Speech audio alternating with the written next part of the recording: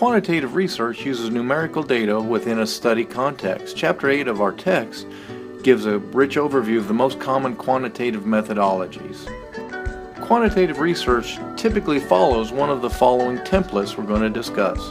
Experimental research. True experimental research involves the direct manipulation of a variable called the independent variable and observation of its effect on a second variable, the dependent variable.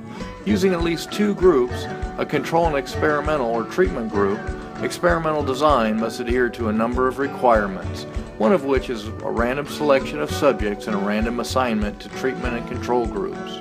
The experimental research is considered the gold standard for research.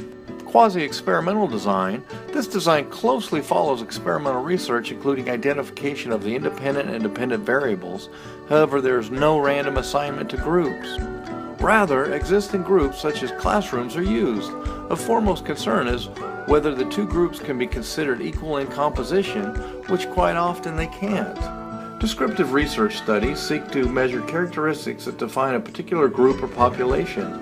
A pre-test, post-test study can be used to measure changes in a construct, such as attitudes towards something or growth in knowledge, ability, or behavior.